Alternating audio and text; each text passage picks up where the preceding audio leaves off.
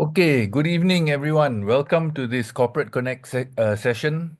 My name is Siva. I'll be your moderator for this evening. Corporate Connect is an initiative by SIAS, supported by SGX Group.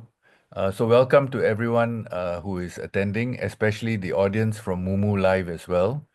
This initiative seeks to connect listed companies with retail investors, so to give exposure to listed companies. All right, we'll kick off the webinar tonight with first market segment highlights by Raphael Lim, Associate Director, Research and FinLit from the SGX Group. After Raphael has finished his presentation, we'll move on to a presentation by the executives from PropNex, the company which is being featured tonight. And then after that, we will have a Q&A session.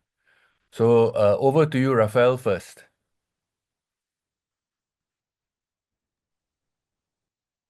Thanks, Ivan. Let me just share my slides first.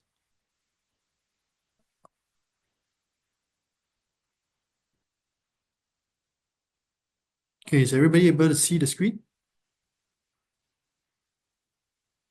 I think so. So let me just kick off. So good Yes, evening, everyone. no problem. Yep. So today I'll be sharing some of the highlights from the Singapore market in recent weeks and also a quick update on how some of the stocks in the real estate sector in Singapore have performed so far this year.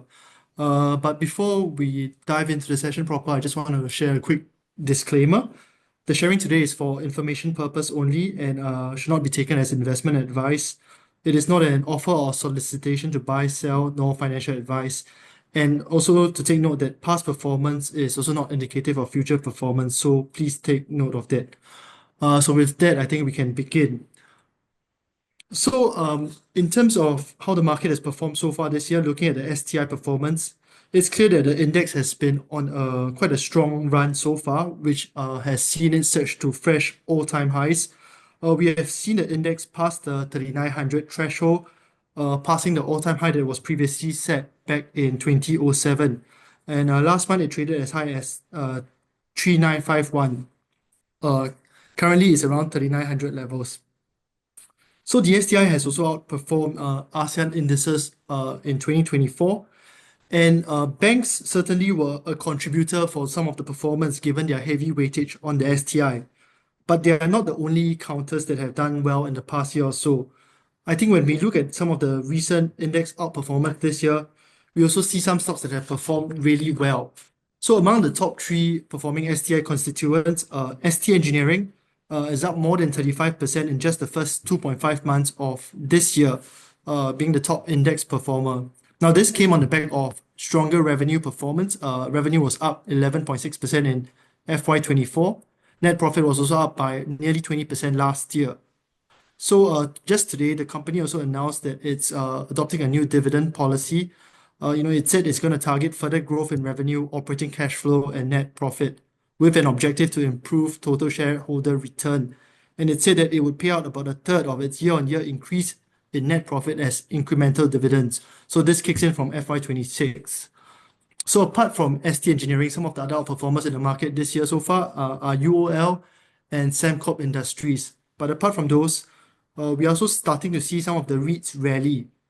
And a couple of the REITs on the STI, Fraser Centrepoint Trust and CICT currently rank among the top 10 index performers.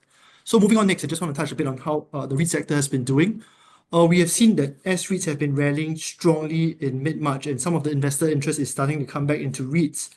So just last week, S-REIT, the IHS REIT index gained 4.4% in its strongest weekly performance in over 6 months since July last year. We also saw that institutional investors were net buyers into S-REITs with around 36 million in net inflows last week. So in recent weeks and years, institutional investors have actually been net sellers of REITs, while retail investors were net buyers. So some of this sentiment was shifting last week.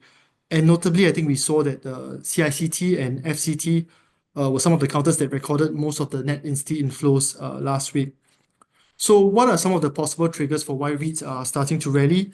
I think last week we saw some of the US inflation data, CPI, came in below market expectations. There's also broader concerns about how the US economy would do, there's concerns that tariffs may slow things down a little bit, and this may affect how the Fed approaches rate cuts down the road. And last week, also, a number of research analysts have issued more favorable comments on the REIT sector, with some highlighting that this sector may be worth looking for further down the cycle. So it's worth noting that the REIT sector currently still trades at pretty compelling valuations. Average dividend yield as of end Feb was above 6%, which is pretty decent when you consider that risk-free asset class like T-bills are starting to see their yields go lower. And on average, REITs are still trading below their book value. So REITs remain a segment to closely watch for this year. But just last week, we already saw, as the chart shows, quite a spike. Moving beyond the REITs to the real estate sector, Singapore's GDP last year grew 4.4% in 2024, driven by wholesale trade, finance and insurance and manufacturing sectors. For real estate, last year the sector as a whole expanded by 0.2%. This was a moderation from 3.8% growth in 2023. But towards the tail end of last year, growth was starting to pick up. I think in the fourth quarter, we saw the real estate sector grow by 3.5% year on year, driven by increased activities in private, residential, commercial, and industrial segments. So in the Singapore market, SGX lists different stocks in the real estate value chain. And the next slide, this slide tables some of the more actively traded real estate counters in our market. So the table is sorted by the highest percentage growth in average daily trading turnover for 2025 up to 14 March as compared to 2024 full year. So as you can see from the slide, Tuan Sing was the one with the highest ADT growth year on year, rising from about 0.1 million in 2024 to 0.4 million in the first quarter of 2025. Now, closely behind it is our guest for today, PropNex. It's the second highest rise in ADT among real estate counters, and it's climbed from under 0.3 million Singapore dollars daily traded last year to around 0.9 million currently. There's also been net institutional inflows for the year to date for PropNex. So I just want to touch quickly on some of the stocks in the list before we move on to the next part of the presentation. So the most actively traded real estate stock in Singapore market is Hong Kong Land. In the first 2.5 months of this year, it's the highest average daily turnover among the segment, taking the spot from CDL, which was top in 2024. Just last year, Hong Kong Land rolled out its new transformation strategy. In October, it said it will focus more on ultra-premium integrated commercial properties, and it aims to position them as the leader in Asia's gateway cities by 2035. So the company's financial goals include doubling underlying profit before interest and tax, doubling dividends per share, and growing AUM to 100 billion US dollars. It also sees active recycling of up to 10 billion in capital. So what we've seen for this stock, before it announced its transformation in October 2024, the Bloomberg consensus estimate target price was around US $3.60. But now this has gradually raised, and currently the average consensus target price is about $4.84 US dollars, and the stock currently trades around $4.50 US dollars. So moving beyond Hong Kong Land, another stock that I want to talk about is Centurion. So as the share price chart also shows, it's been seeing a steady increase in share price over the past year. So Centurion owns, develops, and manages specialized accommodation assets across 6 countries globally. The shares have been gaining last year on robust financial results, including a 22% increase in revenue for FY 2024 to 253.6 million. So over this period, I think its purpose-built workers' accommodation segment contributed to 77% of revenue, while the PBSA segment contributed to the remainder. And it noted that its strong performance was driven by healthy occupancies in its core business, with demand-supply dynamics in the specialized accommodation sector continuing to support positive rental rate revisions. So Centurion has also announced that it's already begun to explore a proposed transaction involving the establishment of a REIT, a real estate investment trust, and it will be keeping its shareholders updated on any significant progress. Now, then moving on to the next stock, which is the last stock I want to touch on, which is PropNex, whom we'll be hearing more from later as well. Currently, for the 2025 year to date, among the stocks that I shared in the real estate value chain, it's one of the outperformers with over 16% total return so far this year, building on last year's positive performance where it delivered nearly 9% total return. So the group's key business segments include real estate brokerage, training, real estate consultancy, and it's the largest real estate sales force in Singapore, more than 13,000. So we will be hearing a little bit more from the company in a bit on its outlook for the sector. But in terms of what the broader market expectations are for this segment, I think earlier in January, we saw RHB real estate analyst Vijay Natarajan share that Singapore's real estate sector, he has upgraded it to overweight from neutral. He noted that the residential market looks set to make a comeback in 2025, following the sharp pickup in buying interest from new launches in 4Q 2024. And real estate agencies will be direct beneficiaries, according to him, while developer stocks should also see narrowing of steep trading discounts. And just today, in the Business Times, we also saw that February new home sales are surging with nearly 1.6K homes sold in Feb, far higher than the same period a year earlier. And there was also the highest ever number of new suburban condo units transacted for at least 2 million in 1 month. So against this backdrop in the real estate sector, I really want to pass over the time to PropNex and hear more from them about the real estate business in Singapore and market expectations for the coming year. So that's all. Thank you. Thank you very much, Rafael, for that presentation. All right, we move on to the next segment, which is a corporate presentation by PropNex. Now, a little bit about PropNex. Rafael has touched a little bit on it. Singapore's largest listed real estate agency with more than 13,000 professional salespersons. As an integrated real estate services group, PropNex's key business segments include real estate brokerage, training, and real estate consultancy.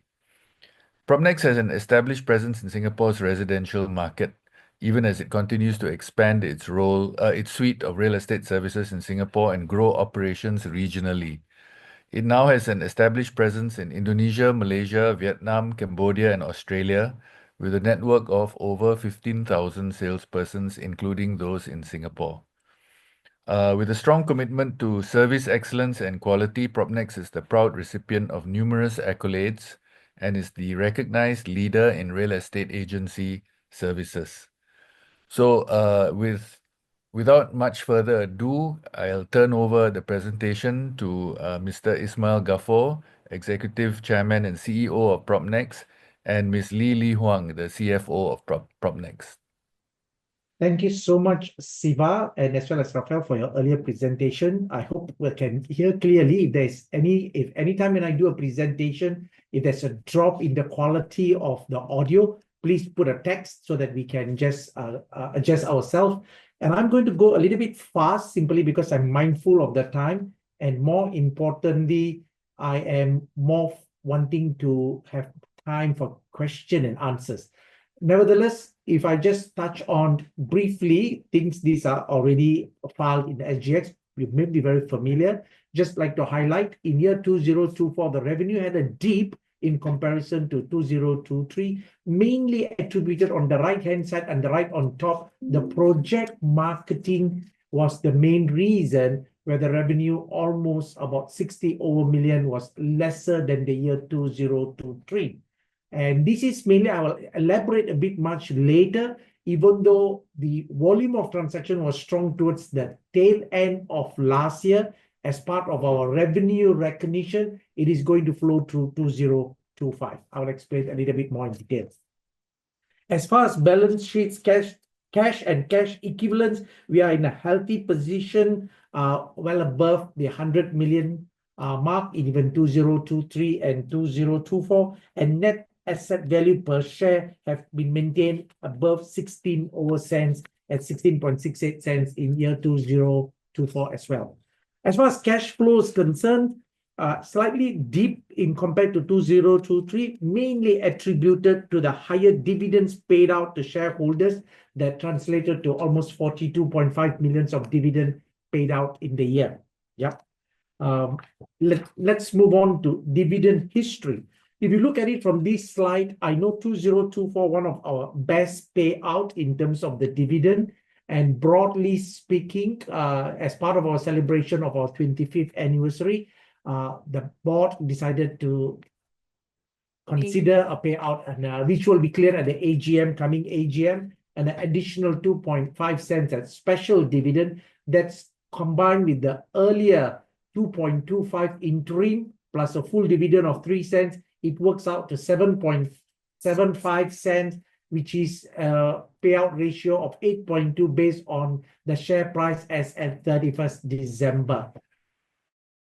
People who have supported us from day one in year 2018 when we listed in the last 7 years when the share price was at 65 cents, with the inclusion of the 7.75 cents, the amount of dividend we would have paid out will be 66 cents. That means full price of the share one would have attained.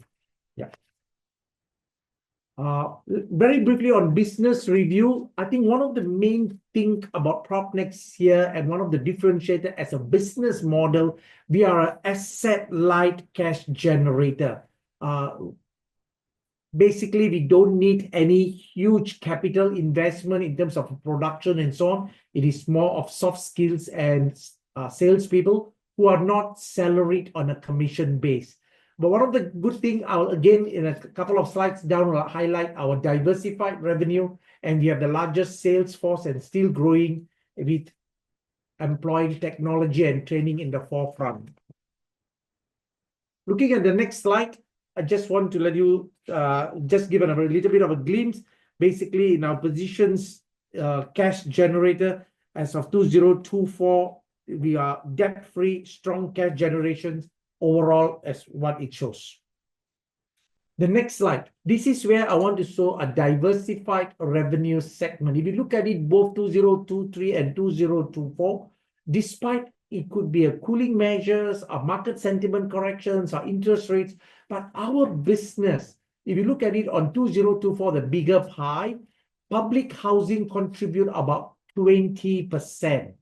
And landed property about 5%, commercial industrial about 4%, project marketing 24%, rental 23%, and private resale 24%. So what am I trying to say here is this: our business model is diversified, that the rental income of the 181 million of the previous year in 2023 was 180 million, is more or less like a recurring revenue model because tenancies are being renewed. Public housing, relatively stable, 144 million in 2023 and 156 million in 2024, about 18 to 20%. Again, even though there's a cooling measures and so on, in Singapore, we have got 1 million public housing and a transaction of 30,000, about 3%, does takes place.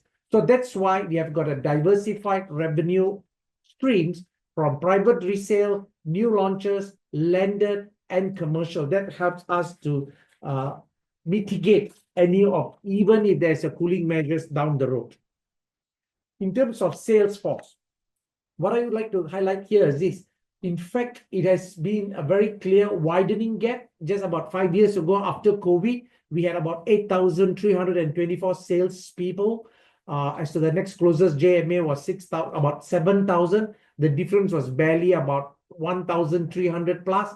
But today we have gone to 8,000 and 13,000, more than 4,000 over salesperson in comparison to the next nearest agency. And this has got other reasons, and I will also highlight, but a lot of people's concern, when you are big, does that mean you're sluggish? This is where the next slide will highlight. PropNex sales force as of 1st January, 12,636, as highlighted by CEA, Council for Estate Agents, represent 35% of all agents in Singapore. But on the other hand, as audited by Frost and Sullivan, PropNex salespersons were involved in 64.2% of all sales transactions of HDB, private resale, and private new launches. Therefore, the productivity of our salespeople are much higher in comparison to the industry peers. In terms of different segment market shares, if you look at it, new launches last year, we were 54%, increase of 6%. Private resale was around the same, 64.9 and 65 the previous year. Landed is 50%, public housing is 66%, and private leasing is almost 38%. Yes, presence, we are in these few regions and we have over 15,000. In fact, as we are speaking now, we have crossed the 16,000 mark overall in terms of the sales force within the region. Some of the awards I may not want to stress upon hugely, but last year, 2024, PropNex is one and the only brokerage company among the Fortune 500 in Southeast Asia. But what is more notable here is the award that was Singapore Business Review Technology Excellence Award, because a lot of people seems to think that we are a real estate broker business, but the fact that we became the overall winner for the PropTech category last year is mainly because we invest fair bit and a focus of creating tech, prop tech, to be an enabler for our sales people in terms of their conduct of business. As far as age, yes, we have the highest returns for shareholders over the 3 years, and as well as the 2 other awards as well. Market overview. Broadly speaking, if you look at the real estate market, has been relatively resilient despite some global turmoil, but there's also thanks to easing of the federal interest rates, and the last quarter there was a positive plus 2.3%. Yeah. This is just to give it a very glimpse. Broadly speaking, overall for last year in terms of our private residential prices, how it performed, and for the different period of the years. And we can just take a look at 2024 overall price increase was 3.9%. In fact, it is dipping from 10.6, 8.6 to 6.8, thanks to some of the measures put in place in order to attain sustainable growth.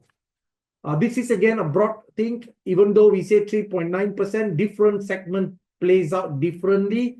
If you look at it, the landed property has the slowest growth of 0.9, but under the non-landed, the core central region has 4.5, while the RCR and the OCR 5.8 and 3.7. These are just of the different region. Basically, I'm trying to show here is this: when we look at the headline, it is a blend of different segments performance. In terms of volume of transactions, yes, for private, primary and secondary, last year was almost 22,000.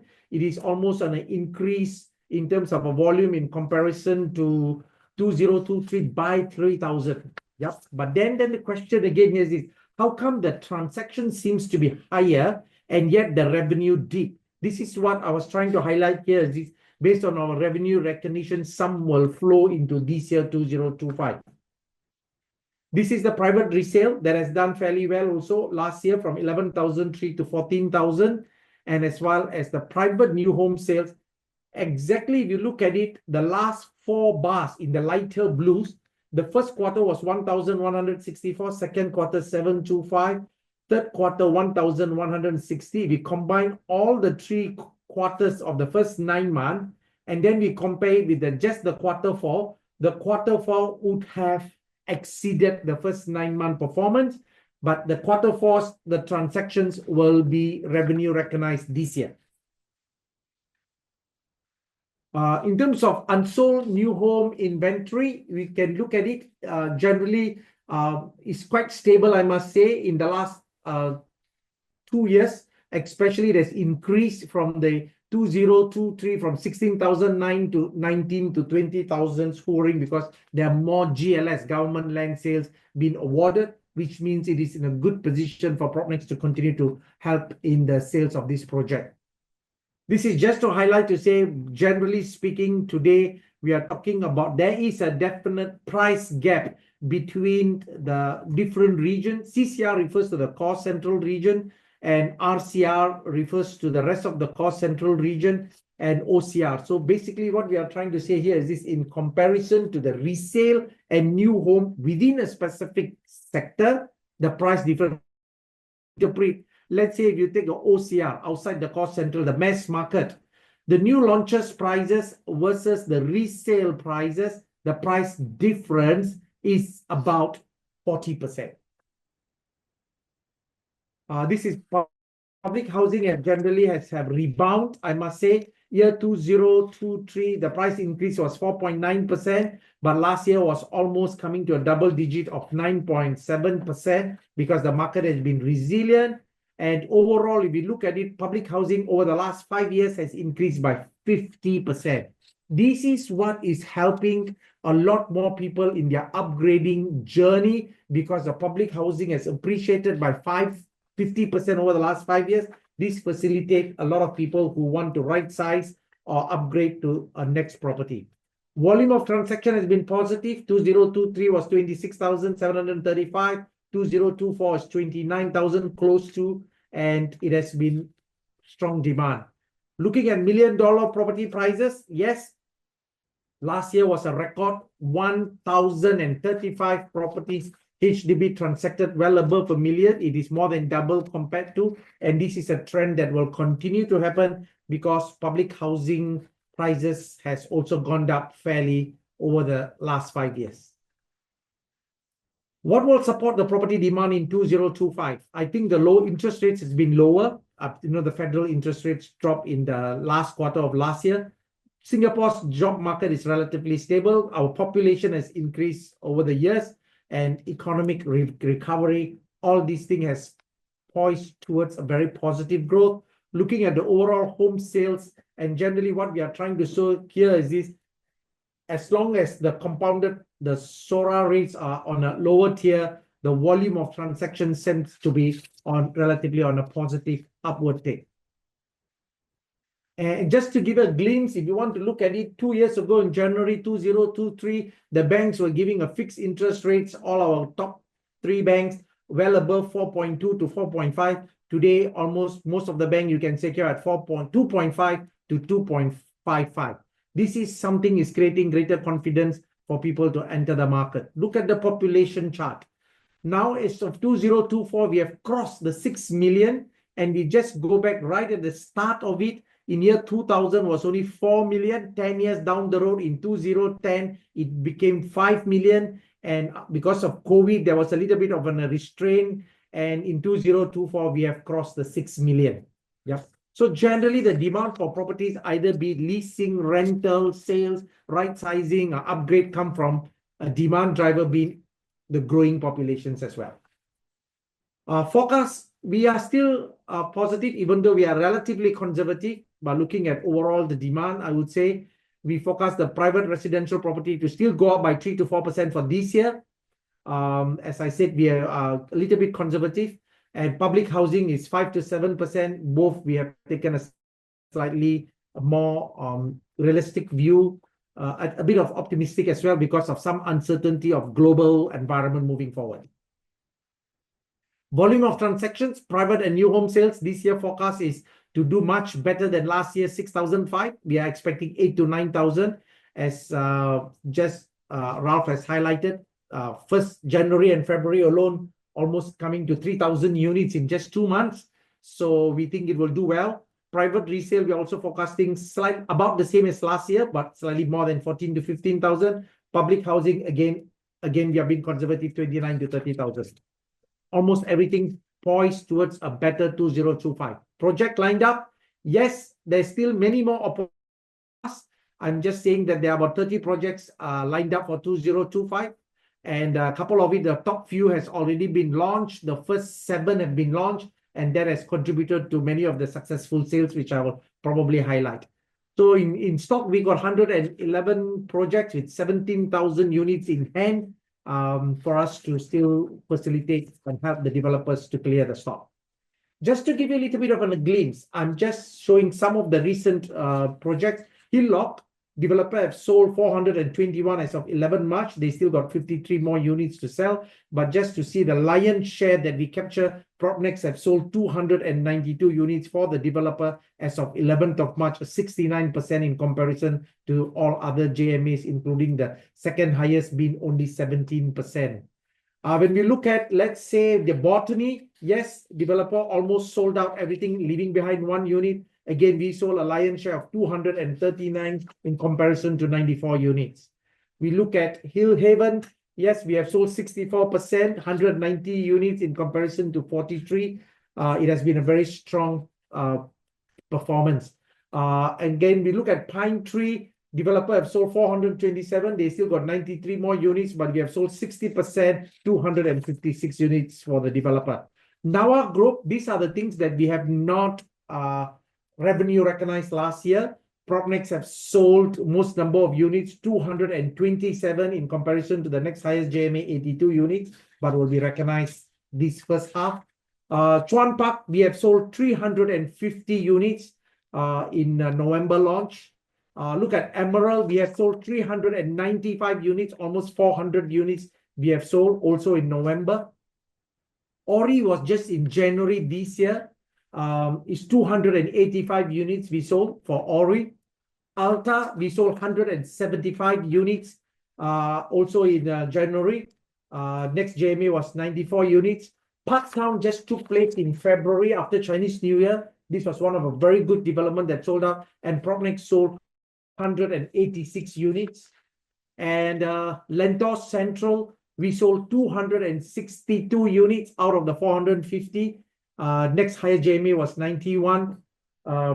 Orel, which is an executive condominium, we sold 318. The next highest JMA was 179. So all these that I'm highlighting in January, February, March will all be recognized in the first half of this year. So we have a very strong carry through from last year, plus these first 3 months strong performance as well.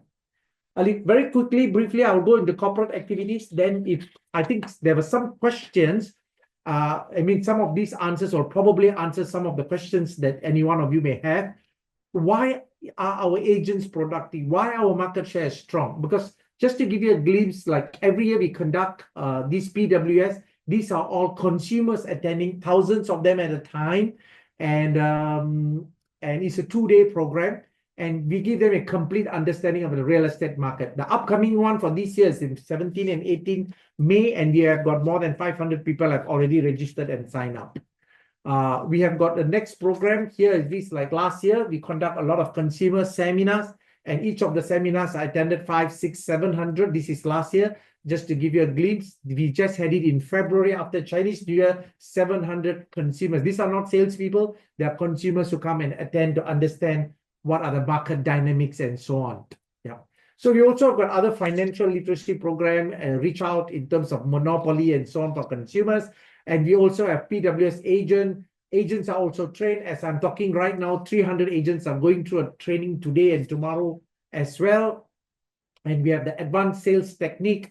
A couple of hundred people attend. This is to understand the skill sets also conducted by our founder of the company, co-founder of the company, Alan. We have got other training program for our salespeople, bootcamp, which is over a 2-day period program, and as well as dynamic IT training, adoption of IT apps that we create so that they can empower themselves to facilitate in terms of all their listings and selling process. Not forgetting, as far as we do all these things, we have always been mindful of our communities, and we have contributed last year $2.5 million from our salespeople and the management staff, and as well as planted trees, total 2023 and 2024, 270 trees has been planted. Yeah.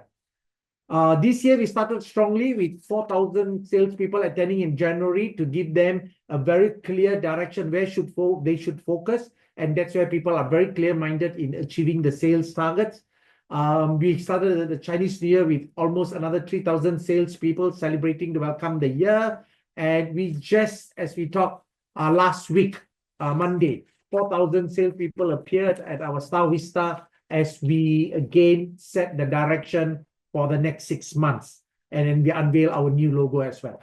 So with that, I will just end. And I think probably I did it within the 20 minutes. I'm sorry if I was at a fast pace or speak. I'm more than happy to take all the Q&A. Okay, thank you very much, Mr. Gaffo. I'm sitting here kicking myself for not buying your shares much earlier. Okay, we'll move on to the Q&A. Some questions have already been posted. The first one from Big Wan Singh, the outlook for the Singapore property market, I think already answered. You've given all your forecasts, generally good, supported by population and lower interest rates and so forth. So I think this one is already answered. The next one, PropNex has a good, from Lai Yong Chang, PropNex has a good diverse range of services. Could you share some insights if this current spread of services is the end goal and the company's direction, Or is there any are there any particular services that you would plan to expand and focus more? Thank you so much. That's definitely a very good question. I think we take this as whatever the segment that I've highlighted, the 5 or 6 segments that I've highlighted, which HDB, private resale, new launches, commercial, industrial, landed, and leasing. These are the usual, the common one. I take this, and this is our staple food that we will continue to further increase the market share and create greater productivity. But there are other segments that we are really focusing and building our strength day by day and over time. Couple of it will be the commercial and industrial. I think now if you look at it, there are some of the new launches, be it is industrial or flatted factories or for that matter, even office space.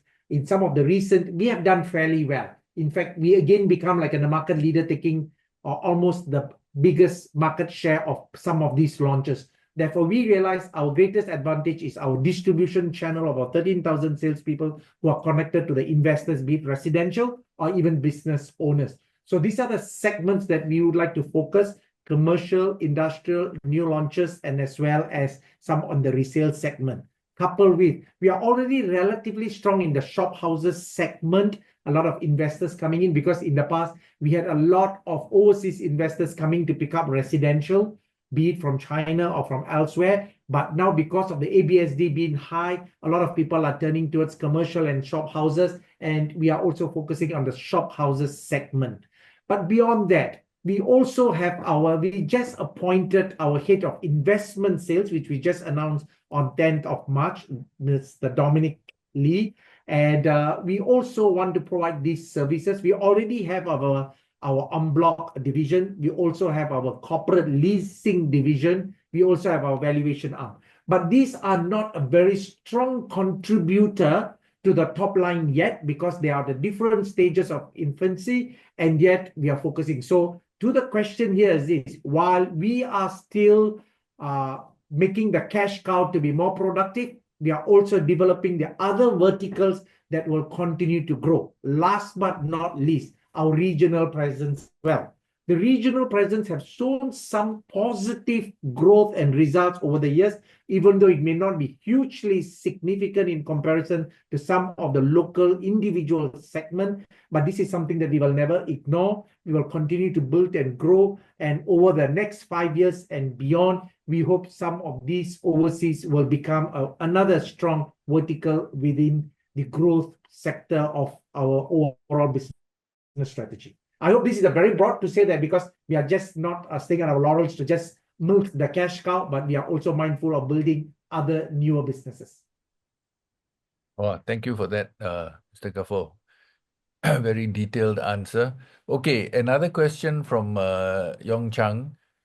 Being the biggest player in your industry, will there be a possibility of any M&A with other smaller players to grow your market cap?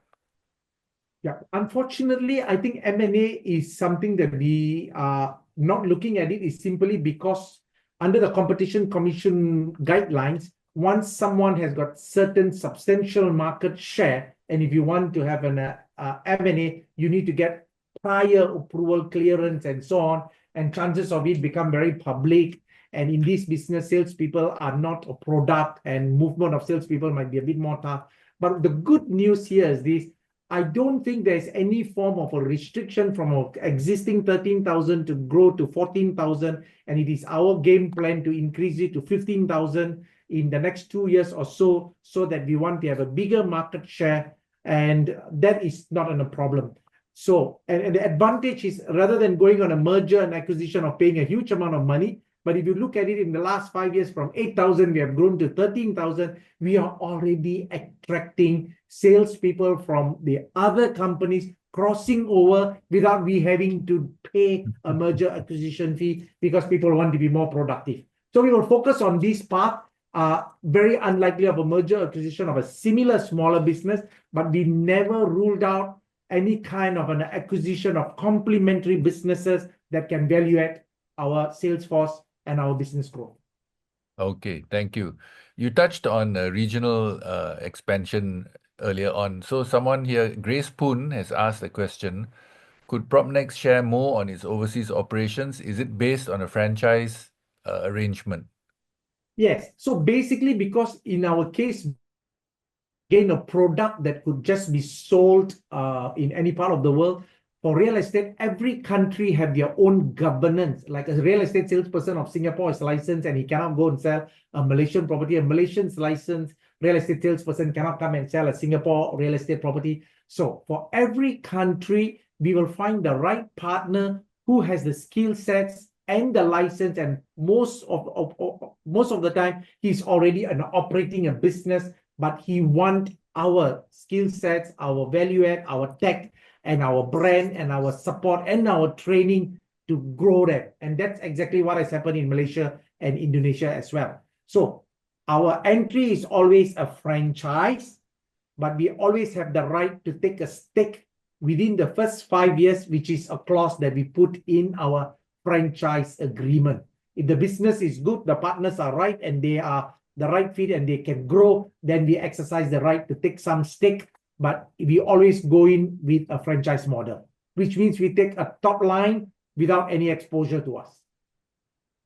Okay. I hope, Grace, I hope that answers your question. Yong Chang has got another question here. With the launch of the HDB resale portal last year, is it more of a threat or a complement to PropNex's public housing segment? I don't see it as a compliment, neither is it a threat, because I think at the end of the day, such portals, even prior to the portals, do on your own schemes. HDB has been facilitating even 10 years ago through seminars and things like that and so on. There's some people who will still like this option, but it is far and few, and the percentage are not huge. So we will think that there is another option provided for the consumers. We accept that and we can work alongside, but I don't think it is going to be a threat for our public housing business model at this juncture. Yeah. Okay, thank you for that. Earlier on, right at the start, you mentioned the dividends that you all are paying a special dividend proposed for this year, 2.5 cents and all that. So there is a question, is this a fixed dividend policy to pay out a certain amount every year? What is PropNex's dividend policy?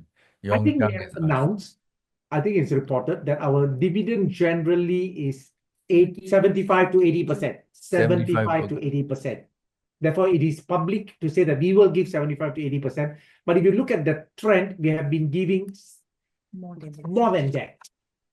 The exception was this year because it's a 25th anniversary, which means to say, when I look at it, the first half of this year, the performance has been so good in terms of transactions taking place. And we say last year, revenue recognitions are going to take place in the first half of this year. And if we stick to our existing policy of 75 to 80%, then everything should trickle down to be positive, in my view. Right. Okay. Thank you. Grace Poon has also got a question on what is the criteria for someone to be a salesperson for PropNex?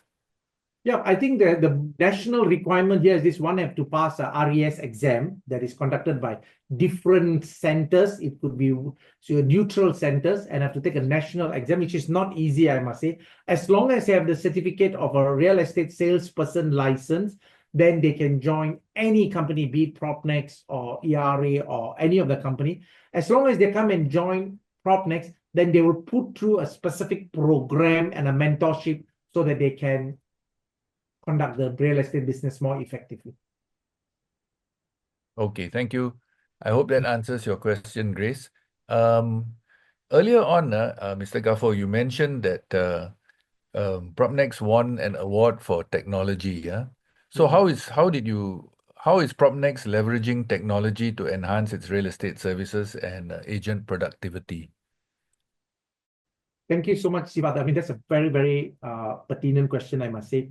Because why are we very clear-minded in wanting to capture a bigger market share? Whether is it a new launch, or whether is it a resale, or whether is it a public housing. The greater the market share means I have the data. And if I had 64% of last year's sales figures, I've got 64% of data. And these data are proprietary to me, because some of these data, even to all other authorities, even government agencies, will not get it as instantaneous as how I get it. Because a transaction is done last night and it is pumped into my system the night itself or this morning. While even government authorities, only when the transaction is either caveated or it is submitted to HDB, then the authority have this information. So data are today powerful. And I'm doing these data, converting these data to a platform and aggregate it to how my salespeople can use it through the various apps to advise our customers. What is the price point current? What are available listing? What was the last transaction? What is the possible price that we can manage? So we are using data as a point to become as an enabler to make our agents more productive, equipped with this information. And that's where our value add is. So we will continue, and now we are talking about AI as well. How we can further develop into the arena of the AI, where the agent's productivity can be further enhanced. So I think this is going to be a big play and a big game, but we will continue to invest along the way so that we still we will remain relevant. And as long as we got a greater market share, I think our value proposition at the end of the day is valuable to the consumers. Great. Thank you. Okay, actually, you've already mentioned this, the dip in your revenue, project marketing. But someone has asked, what are the reasons for the dip, and would you like to just go over this part Very again? quickly, I can highlight. As I said, that it's like especially for the new launches for last year. As I said, the first 9 months, the number of transaction was less than 50%, 49% transaction took place in 9 months. And then in the last 3 months, 51% of all transactions took place in the last 3 months in October, November, December.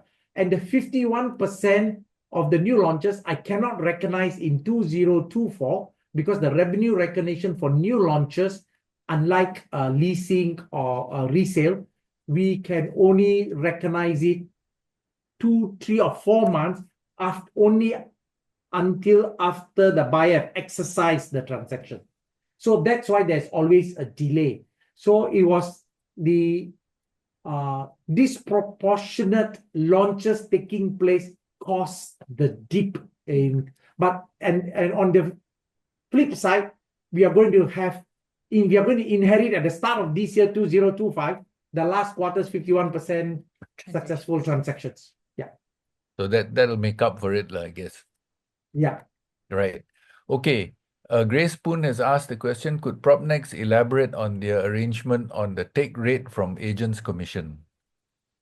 Oh, take rate. Is that a take rate? Okay, yeah, I think it is. Any new agents will start with 75-25 to the, if let's say Grace, any brand new agent come in, then you will have, company will take 75. You will take 75, company will take 25. As you grow in terms of experience and knowledge and ability, you can go to take 80% to 85%. Eventually, after some time or with your experience, maximum you can bring back is 90%. Company will have a minimum 10%. That is the take rate. I can see some of the other Grace. What is that question? I can answer. How much must he pay for the support services provided? Yep. Yeah, so no need to at this juncture. All support services are free. Tech support services are totally free. Yep. Yeah, budget. Yes, we just said we don't disclose exactly how much, but it is within our expenses that we have set aside and planned as an overall forecast. But we just want to make sure that it is sustainable over the long-term period. Yes. Okay. Yong Chang has asked another question. With the rise of online real estate platforms, how does PropNex ensure its value proposition remains relevant and compelling? Will there then be a possibility for PropNex to venture into online platforms to cater to DIY buyers and sellers? We are mindful of our business model. We don't have a desire at this juncture to go to a DIY because it will cannibalize the support system of the agent. But we can always provide a compelling reason why consumers should engage us. Put it this way. if Yong Chai or anyone wants to give a property to a PropNex agent, if I've got 13,000 agent to expose your property, that I could sell at a faster time and at a better price because it has been exposed well than a DIY, then I want compelling reason. Same thing. Instead of other than this 13,000 agent, if I have got the data of 60% eventually 70%, I can advise the consumer to rightly price it so that he don't undersell it, or for that matter, offer from the 13,000 all the listings that I have, what fits the needs. So definitely I am in a better position to give many more compelling reasons to remain relevant in the industry. Right. Thanks again. Okay, there are two more questions, and I think we are running short on time. So, is there a quota for salespersons to meet annually? If the quota is not met, can the salesperson stay with PropNex? At this juncture, we just follow the SIAS requirement. SIAS requirement will be any agent who want to continue on an annual basis, he will have to attend a CPD, continual professional development training, and then he have to be covered by professional indemnity insurance, and you have to pay the you have to pay the CA registration fee. All these things cost him about $500 a year. So even if an agent did not meet the quota or is not active, as long as he keep himself active by attending the CPD and covering his insurance and paying the registration fee, we allow him to remain in our database until a time if there's any other new rule. Yeah. Right. So Thank you. it doesn't cost us anything other than these people are keeping themselves active. Yeah. Okay. Yeah, that's the answer. Yeah. Okay, I have a sustainability and ESG question. What are PropNex's policies regarding ethical real estate practices and consumer protection?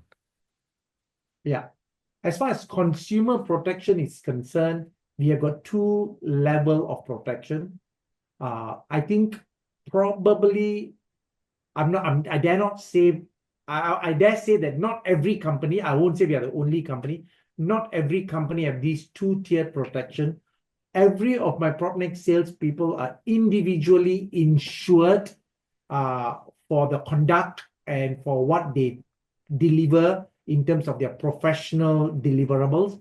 Over and above, company have got another second level of professional indemnity insurance.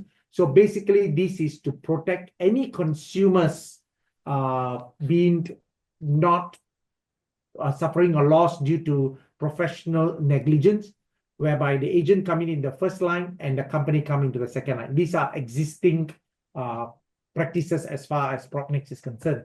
As far as consumers are concerned, yes, definitely we have our training to our salespeople. We have a legal department. We have got a channel where they can always reach out to us so that we can investigate, advise, and direct them to see how a matter could be taken care or resolved to the best that we could. So we have got established processes, system in place to take care of the needs of the customers.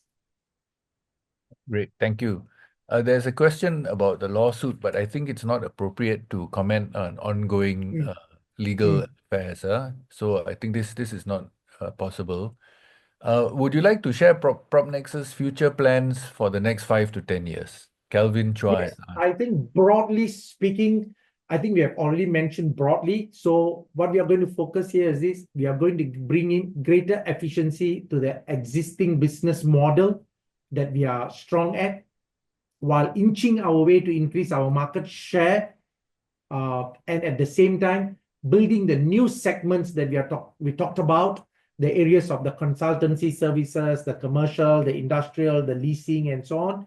While on the third aspect, again, increasing the regional presence in the next 5 years, because I think this is an area some of the countries have done very well, but they can grow, and it again doesn't stop us opening new offices in new regions. So if we say that that's the 5 years, this will be some of the things, and at the same time focusing on digital tech play as an enabler to be more effective and connecting greater productivity of salespeople. So with these broad strategies taking place at the very same time, we think it's going to be exciting 5 years and beyond for us for PropNex. Okay. All right. I think I can take one more question, and it's on succession. Thank you, Mr. Gaffor from from Lai Yong Chang. You have been the key driver for its success for the last 20 years. For sustainability reasons, what are your assurances for shareholders that your future leaders and successors can continue to help the company prosper? Very, very good question, because I'm quite certain I can give with quite greater certainty there will never be a parachute leadership to take over me in this company, because PropNex success is not me, even though I seems to be the mouthpiece because of my energy and whatever it is and my name. But it is a support system of people, the culture of the company and the management team. So I'm absolutely certain whoever will succeed me is going to run more effectively than me, simply because of the new era of the tech play being in the forefront. Even whoever will succeed me, I think I still have got very strong, many more years to play in other roles, because right now I'm the executive chairman and the CEO. I don't think anyone is going to take both the appointment of mine, even when the time comes. So I can still be around. And if any of in the future SIAS seminar, probably I will still deliver for some time to come. Okay, very good. Okay, I think we will wrap up the session for tonight. Thank you everyone for attending. Thank you, Rafael from SGX for his presentation. Mr. Ismail Gaffor from PropNex for enlightening us in a very, very insightful presentation. Now, for all of those of you who have missed any of today's session, you can rewatch the webinar on SIAS's YouTube channel. Now, Corporate Connect is our bi-weekly webinar, so please visit our website to get updates on upcoming investor education programs and initiatives. The next Corporate Connect is happening next week, which features iRead Global. You can also type into the chat box names of companies that you would like to see SIAS feature in its Corporate Connect program. With that, it remains for me to thank everyone again for their time, Mr. Ismail and the staff from PropNex for their time and sharing, Rafael again for his sharing, and I wish everyone a good night. Thank you. Thank you. Thank you. Thank you. Good night.